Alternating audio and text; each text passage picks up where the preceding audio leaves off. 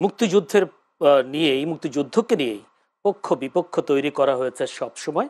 রাজনীতি বিশ্লেষক ছাড়াও বিভিন্ন রাজনৈতিক দলের নেতাদের বক্তব্য উঠে আসে বিগত 17 বছর আওয়ামী লীগ সরকার মুক্তিযুদ্ধের চেতনার কথা বলে দেশের মানুষকে দুভাগে ভাগ করেছে। 24-এর গণঅভ্যুত্থানের পরেও মুক্তিযুদ্ধের পক্ষ বিপক্ষ নিয়ে এখনো সরগরম রাজনীতির মাঠ। মুক্তিযুদ্ধের পক্ষ বিপক্ষ শক্তির কথা বলে আবারও কি মানুষকে জনগণকে দুভাবে বিভক্ত হবে দেশে করা হবে? এই বিষয়টা নিয়ে আজকে আমরা আলোচনা করতে চাই। আলোচনা করব সমসাময়িক বিষয় নিয়ে, তাই আমরা আলোচনার বিষয় রেখেছি মুক্তিযুদ্ধের পক্ষ বিপক্ষ শক্তি। আলোচনা করবার জন্য স্টুডিওতে উপস্থিত আছেন আমার ভাই, আছেন ব্যারিস্টার আসাদুজ্জামান ফুয়াদ, সাধারণ সম্পাদক এবি পার্টি।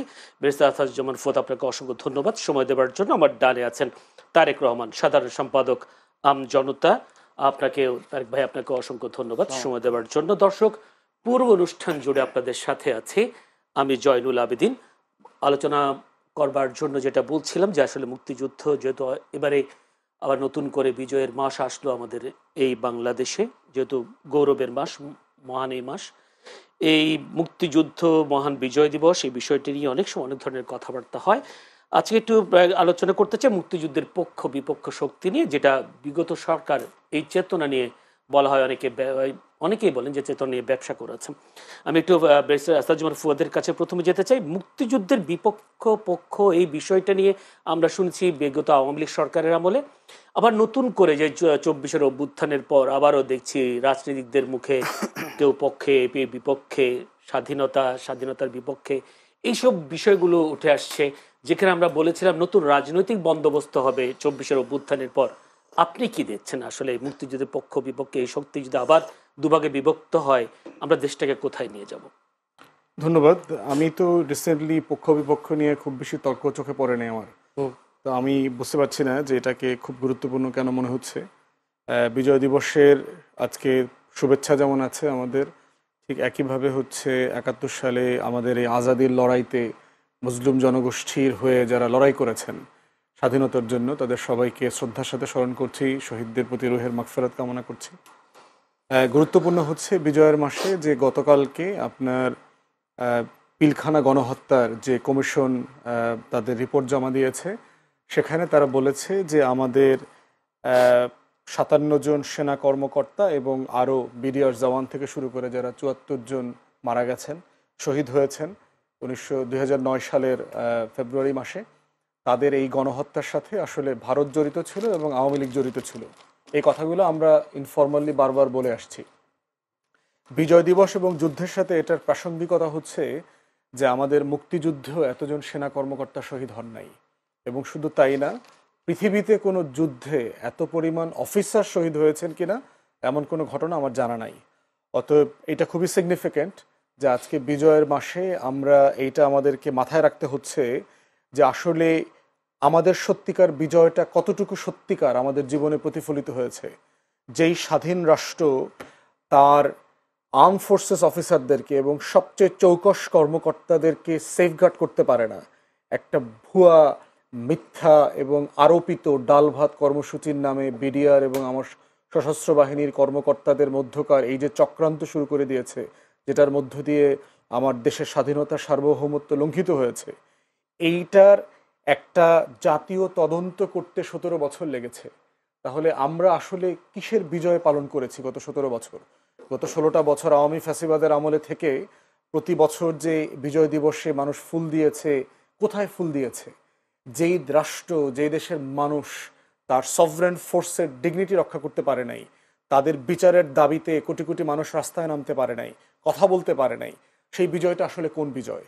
এখন প্রশ্ন হচ্ছে, পক্ষে বিপক্ষের এই লড়াইটা হচ্ছে আজকের পর্যন্ত এই লড়াইতে সামিল রাখার প্রশ্ন আসছে।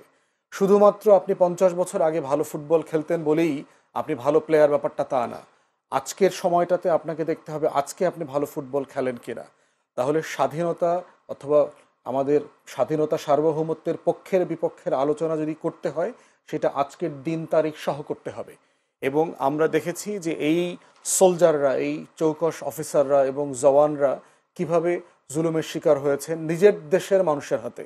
যে আওয়ামী লীগের নেতারা, এই যে তাপস গং যেটা আছে, নানক, সাহারা খাতুন থেকে শুরু করে পুরো গ্যাং মিলে 15-20 জন আওয়ামী লীগের লোকজন ভিতরে পাঠিয়েছে, 200 লোক মিছিল নিয়ে বেরিয়ে আসছে, অ্যাম্বুলেন্সের দরজা খুলে দেখা গেছে যে আসলে কোনো রুগী নাই, এখানে হিন্দি ভাষায় লোকজন কথা বলছে। এই জায়গাটাতে আলোচনা করতে হবে যে আসলে মুক্তিযুদ্ধের পক্ষে কারা ছিল, বিপক্ষে কারা ছিল।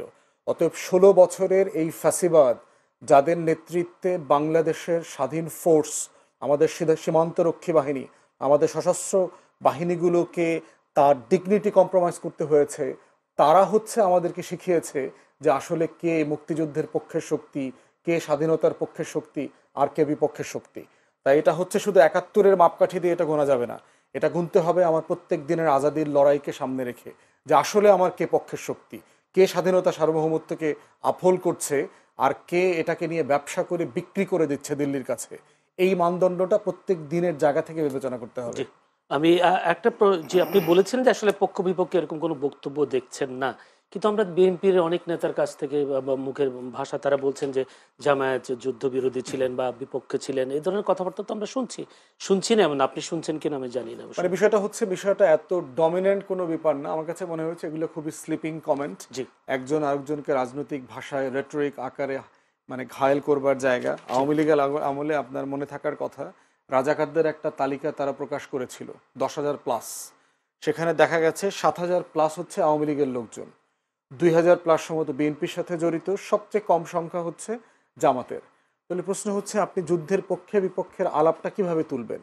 এরপরে দেখেন জামাতের নেতা ডাক্তার শফিকুর রহমান নিউ ইয়র্কে কয়েকদিন আগে বলেছেন মুক্তিযুদ্ধ নিয়ে তারা ক্ষমা চেয়েছেন, তাদের যে কোনো ভুল ত্রুটির ব্যাপারে তারা ক্ষমা চেয়েছেন। তাদের অ্যাডভোকেট শিশির মুনির বলেছেন জামাত ইতিমধ্যে নাকি আরও 2বার তাদের এই ইস্যুতে তারা জাতির কাছে ক্ষমা চেয়েছে।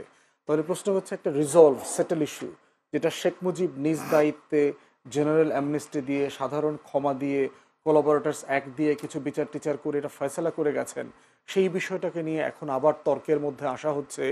দিল্লির গোলামির যে বয়ান আছে সেই ন্যারেটিভের ভিতরে জাতিকে ঢুকিয়ে দেবার চেষ্টা আমাদেরকে মাথায় রাখতে হবে। আমার প্রশ্ন সেই জায়গায় যে এখনো কেন সেই বক্তব্য, আজকে মাথায় রাখতে হবে আমার বর্তমানের আজাদির লড়াইতে শত্রু মিত্র কারা, কারা প্রতিদিন আমাকে পরাধীন করতে চায়, তাকে কিভাবে আমি প্রতিহত করব, আমার দেশকে কিভাবে ডিফেন্ড করব, জাতিকে কিভাবে ডিফেন্ড করব, এইটা হচ্ছে গুরুত্বপূর্ণ প্রশ্ন। ধন্যবাদ জনাব তারেক রহমান।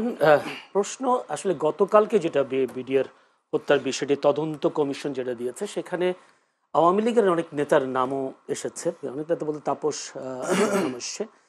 ফুয়াদ ভাই বলছিলেন আসলে সেই 1971-এর স্বাধীনতার পর যে যারা এত সৈনিক, এত সেনা, যারা সর্বোচ্চ পর্যায়ে ছিলেন, এত সেনা মৃত্যু হয়নি।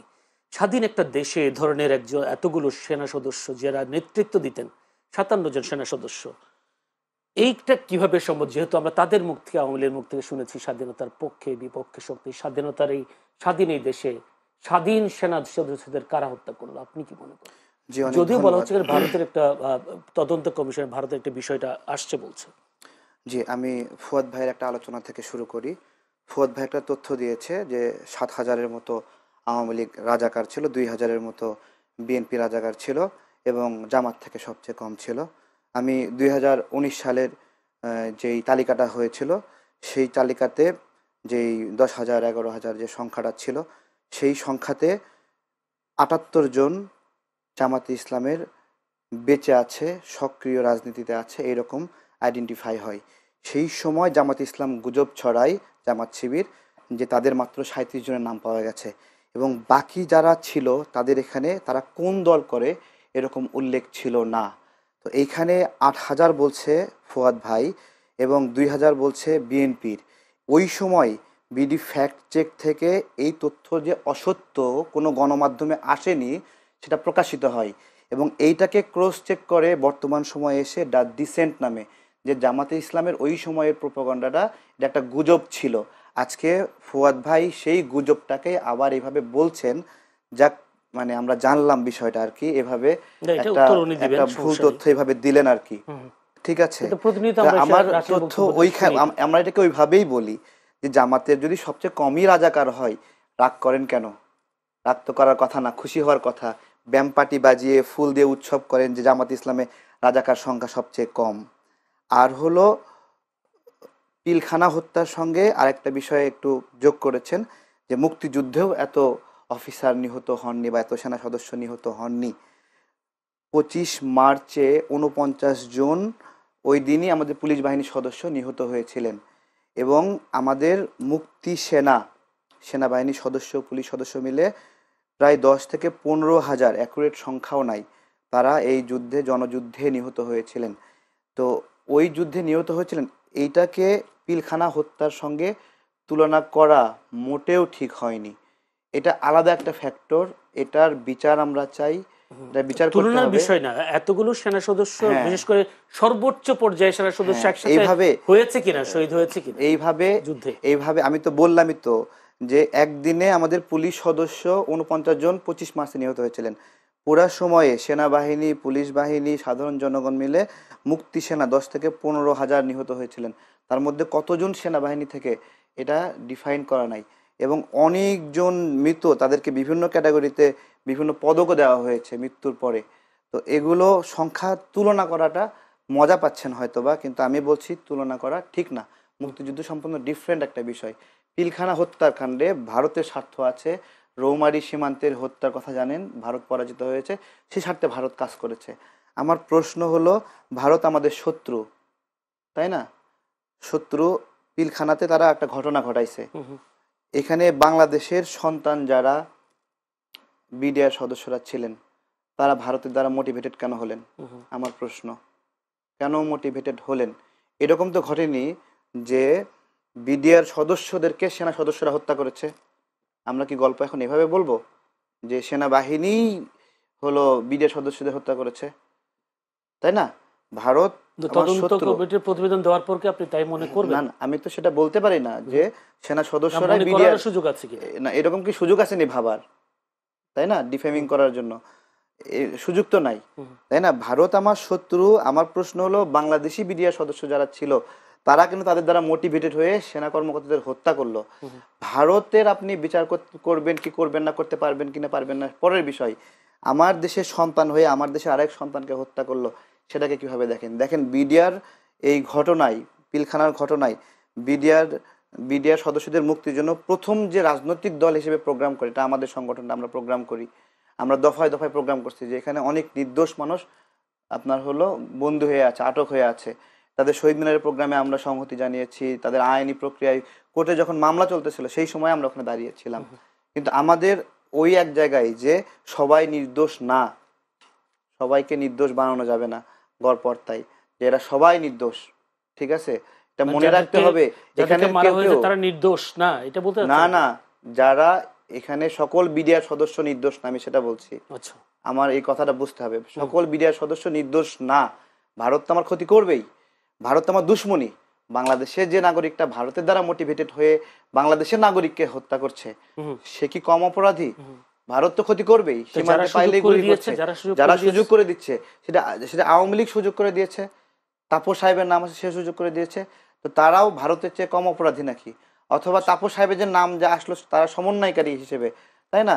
যেই বিডিআর সদস্যের হাতের অস্ত্র থেকে গুলিটা ছুঁড়ে শাকিল সাহেবকে মারলো, সে কি কম অপরাধী? আমার প্রশ্ন ওই জায়গায়, স্বাধীন দেশে কেন স্বাধীন দেশের সৈনিককে মারা হলো? এটা তো একটা ঐতিহাসিক বিষয় আছে। আমরা ওই গল্পগুলো শুনছিলাম যে রৌমারী সীমান্তে, তারপরে সিলেট সীমান্তে ভারতের ছোট ছোট পরাজয় ছিল বা বড় পরাজয় ছিল। সেই পরাজয়গুলোর পর থেকে তাদের একটা পরাজয়টা বিএনপির আমলে, আমি এক্স্যাক্টলি বলতে, সিলেটের যেটা ছিল সেটা বিএনপির সময় সেটা ছিল, সিলেটের যেটা। আর রৌমারী সীমান্তে এটাও বিএনপির সময় ছিল। এবং দুঃখজনক একটা বিষয় রয়েছে যে না, এটা আওয়ামী লীগের সময়ে ছিল। রৌমারী সীমান্তে আওয়ামী লীগের সময়ে ছিল। দুঃখজনক হলো, যে অফিসার নেতৃত্বে ছিলেন তখন, তাকে আপনার হলো পরবর্তীতে বিএনপির সময়ই বহিষ্কার করা হয়। ধন্যবাদ। আমি একটু